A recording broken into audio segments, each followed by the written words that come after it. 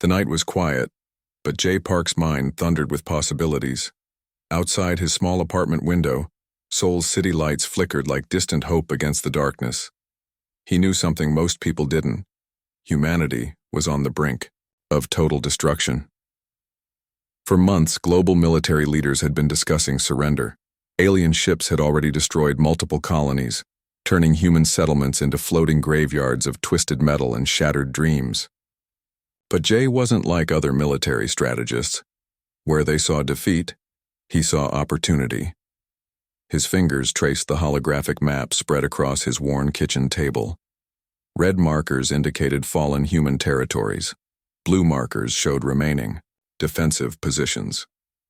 Each marker represented thousands of lives, dreams, and potential futures. The aliens, a ruthless species from a distant star system, believed they had already won the war. They were wrong. Jay had spent years preparing a AI to strategy so unconventional that his own commanders had initially laughed him out of strategy meetings.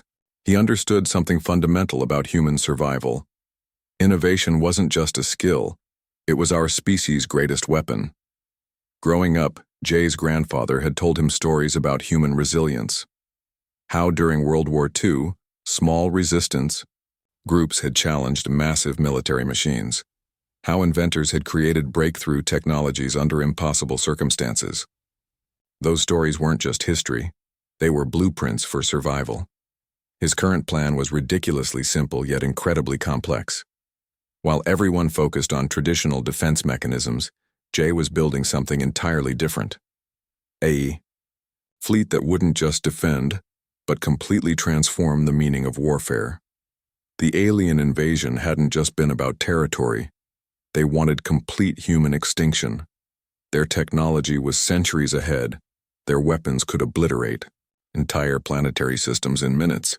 Every mathematical projection showed human defeat as absolutely certain. But mathematics didn't understand human spirit. Jay had been collecting resources secretly. Abandoned space stations, decommissioned military bases, forgotten research facilities. Each became a piece of his grand puzzle. He recruited scientists, engineers, and military personnel who others considered too crazy or too innovative. Some called him a dreamer. Others labeled him a potential traitor.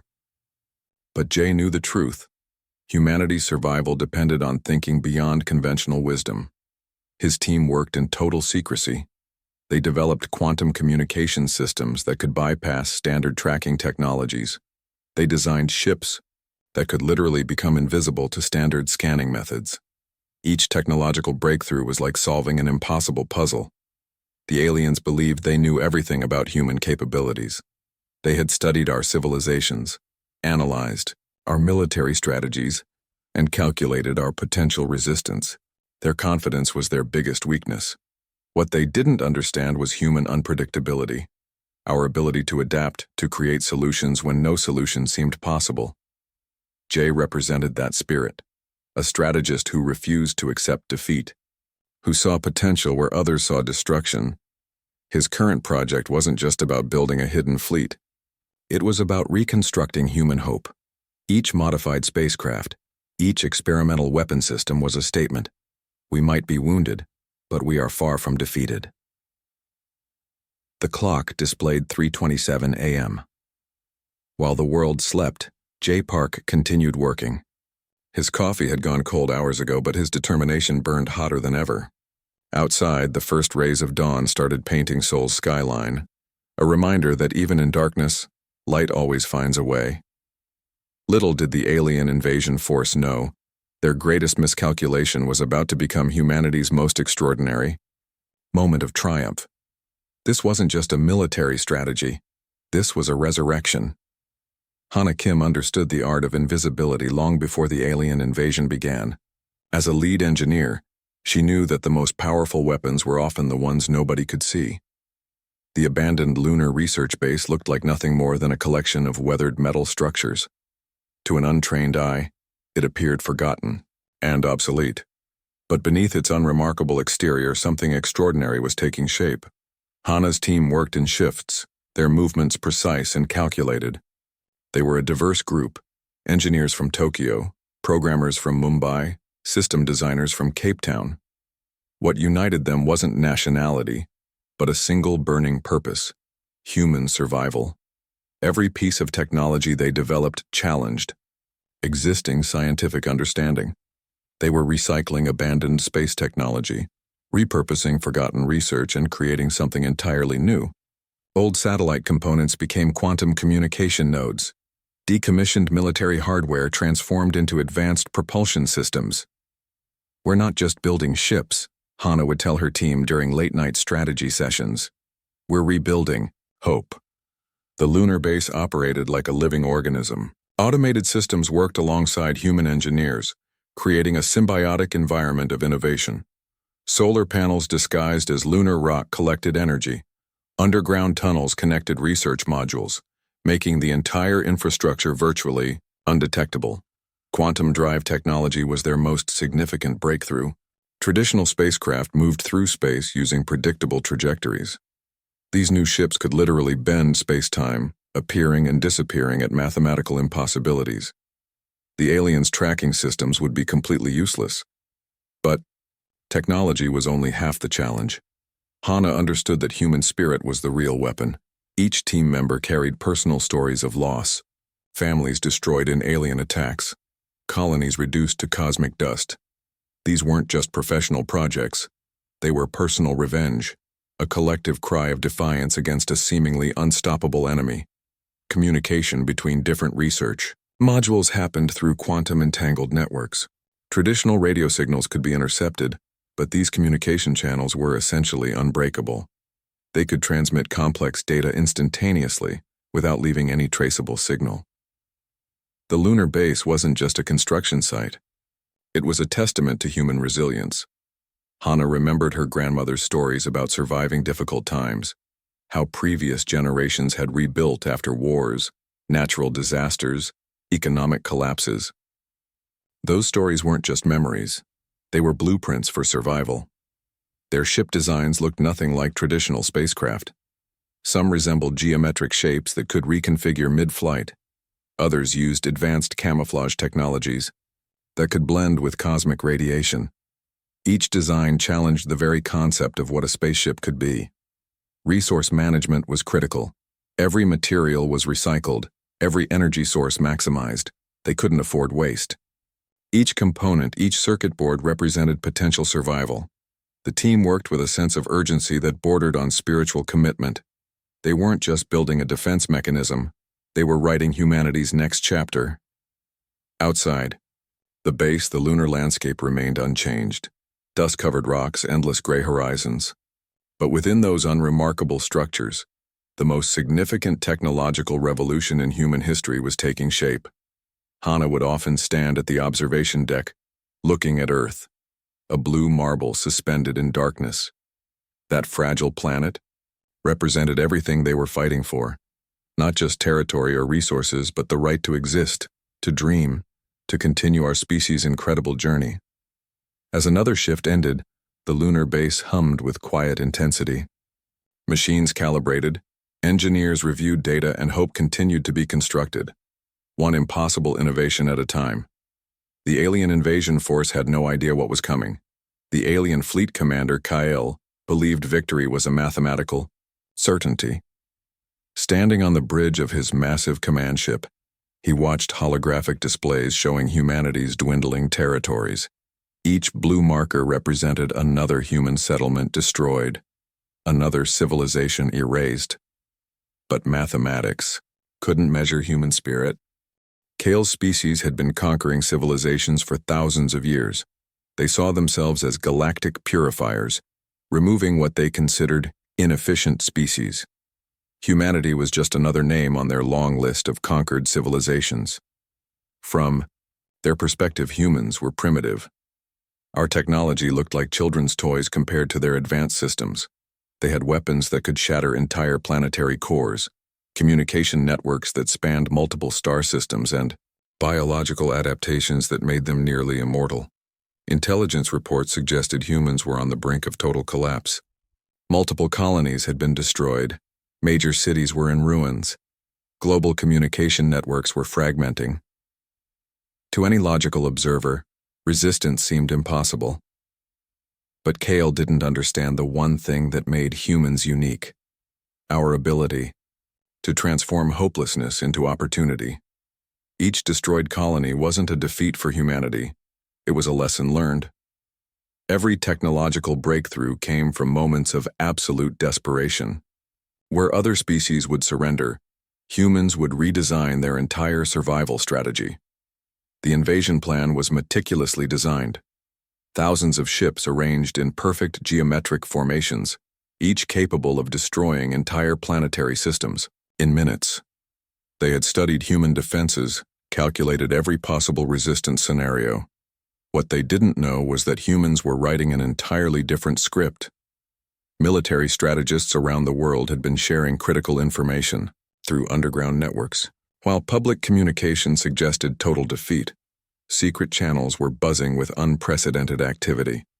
Small resistance groups were emerging in unexpected locations: abandoned space stations, remote research facilities, even deep-sea research centers. Kale's technology could track massive movements, but it struggled with understanding small, seemingly random interactions. Humans were becoming masters of chaos, their greatest weapon against a perfectly organized invasion force. Communication. Intercepts showed something unusual. Instead of panic, there was a strange calm among human military leadership. Conversations seemed calculated, almost expectant, as if they knew something the aliens didn't. The invasion fleet moved closer to Earth's solar system. Star charts were updated in real time, showing their progressive movement. Each jump brought them closer to what they believed would be their final, conclusive victory. They didn't realize they were sailing into a trap. Planetary defense systems appeared completely offline. Major human cities looked abandoned. Satellite networks seemed fragmented and useless. To the alien fleet, this looked like the final stage of complete surrender. But surrender was a concept humans were redefining. Kyle reviewed historical conquest records. Thousands of civilizations had fallen before his species. Each conquest followed a similar pattern: overwhelming force, quick destruction, total submission. Humanity was supposed to be another footnote in their galactic conquest history. Little did he know, humans were about to write an entirely different narrative. As the massive alien fleet entered the solar system's outer regions, something felt different. The silence was too perfect, the destruction too complete. Experienced commanders would have recognized the signs of an elaborate setup. But Kale's confidence blinded him to the approaching storm. Humanity wasn't preparing for defense. We were preparing for something far more extraordinary. The final act was about to begin. Kale's fleet had entered what they believed was the final stage of human extinction. Thousands of massive ships stretched across the solar system. There, weapon systems primed and ready. Holographic displays showed complete planetary vulnerability. Earth looked like an unprotected marble waiting to be crushed. Then everything changed. It started with a single quantum pulse, invisible to standard tracking systems. One moment, empty space existed. The next, spacecraft materialized like ghosts, emerging from absolute darkness. These weren't traditional human vessels. They moved with a fluidity that defied conventional physics. J. Park's voice crackled through encrypted channels. "Initiate quantum cascade," he commanded. Thousands of stealth ships emerged simultaneously. They didn't just appear, they transformed space itself. Each vessel was a technological marvel that could reconfigure mid-flight, change energy signatures instantly, and communicate through quantum networks faster than light. The alien fleet's first response was confusion. Their advanced tracking systems couldn't process what was happening. Ships that shouldn't exist were suddenly everywhere, attacking with precision that bordered on supernatural. Human technology had evolved beyond recognition. Quantum disruption weapons created cascading system failures in alien ships. Where traditional missiles would take minutes to cause damage, these new weapons dismantled entire vessel infrastructures in milliseconds. Each human ship carried multiple technological innovations that the aliens had never encountered. Kyle watched, in growing horror as his supposedly invincible fleet started disintegrating. These weren't random attacks. They were calculated strikes that targeted specific system vulnerabilities. It was like fighting an enemy who could read your thoughts before you thought them. The battle wasn't just about physical combat. It was a contest of imagination. Human ships moved like living entities. They could split, merge, redirect energy, and communicate through networks that defied traditional understanding. Where alien technology followed rigid mathematical protocols, human technology danced with unpredictability. Defensive systems that had conquered thousands of civilizations became useless. Human ships weren't just avoiding attacks. They were turning the aliens' own technological advantages against them. Each quantum pulse was a middle finger to the concept of inevitable defeat. Communication networks went wild. Resistance groups around the solar system started coordinating attacks. Small teams in abandoned space stations, secret lunar bases, and remote planetary outposts became active participants. This wasn't a centralized military operation. It was a global human uprising. Kale's strategic algorithms began failing. Every calculation showed impossible scenarios. Ships that shouldn't survive were not just surviving, they were dominating. His entire invasion strategy collapsed within hours. What the aliens didn't understand was humanity's greatest strength, our ability to transform desperation into innovation. Each destroyed human colony had become a learning opportunity. Every technological defeat was reverse-engineered, studied, transformed. We weren't just fighting, we were evolving in real time. The quantum cascade continued. Alien ships started falling like metallic rain, their advanced technologies becoming useless against human ingenuity. What began as an expected genocide transformed into humanity's most extraordinary moment. This wasn't just a battle. This was a declaration. Humanity would not be erased. We would not be forgotten. As the final alien ship started disintegrating, a new chapter in galactic history was being written. Not with traditional weapons, but with imagination, resilience, and an unbreakable spirit. The universe would never again underestimate human potential. The silence after battle was more powerful than the conflict itself. Jay Park watched from the Lunar Command Center as the last alien ship fragments drifted through space. What had seemed like humanity's final moment had transformed into our most remarkable victory. Scattered across communication networks, people began to realize something extraordinary had happened. This wasn't just a military victory. This was a resurrection. In research centers around the world, teams who had worked in complete secrecy for years now understood the true meaning of their sacrifice. Every late night, every rejected proposal, every moment of doubt had led to this breakthrough. Hana Kim stood beside Jay, her eyes reflecting both exhaustion and triumph. "We did it," she whispered, more to herself than anyone else. The global response was unlike anything in human history. People didn't celebrate with violence or revenge. Instead, they came together. Communities that had been torn apart by fear, now rebuilt with unprecedented unity. The alien invasion had done something unexpected. It had reminded humanity of our collective strength. Communication networks began sharing stories. Scientists who had been working on impossible technologies now became global heroes. Young engineers who had been dismissed as dreamers were now recognized as saviors. The narrative had changed completely. Technological breakthroughs that emerged from the conflict would reshape human civilization. Quantum communication systems developed during the war could now connect remote communities. Energy technologies that helped ships survive could transform global infrastructure. Every challenge became an opportunity. Jay understood this was more than a military victory. It was a fundamental reimagining of human potential. Survivors from destroyed colonies shared their stories. Each narrative became a testament to human resilience. Families that had lost everything found a new purpose. Communities that were on the brink of collapse now stood stronger than ever. The global scientific community began analyzing the captured alien technology. What seemed like an impossible task became a collaborative global project.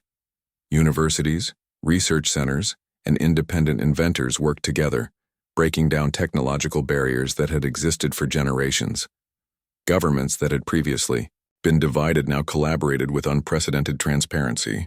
The alien threat had done what decades of diplomacy could not: create genuine global cooperation. Young people who had grown up believing humanity was doomed now saw a different future. Education systems began focusing on innovation, creativity, and collective problem-solving. The entire approach to human potential was being rewritten. Space exploration, once considered a limited possibility, now became a genuine frontier.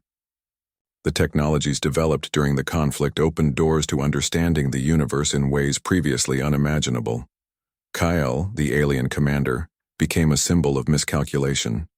His perfectly designed invasion strategy had failed because he couldn't understand the most fundamental human quality: our ability to transform challenges into opportunities. The battle wasn't just about survival. It was about proving that humanity's greatest strength lies not in our technology, but in our spirit. Months after the conflict, global memorials began appearing. Not to celebrate war, but to remember the collective human effort that saved our species. These weren't traditional monuments, they were innovation centers, research facilities, and community spaces dedicated to continuous learning. J. Park eventually stepped back from military leadership, but his legacy wasn't about a single victory. It was about inspiring future generations to see beyond limitations. The alien invasion became a turning point. Humanity wasn't just a species struggling to survive. We were architects of our own destiny. As new space exploration missions began, a new message became clear. We are not alone in the universe, and we are definitely not victims.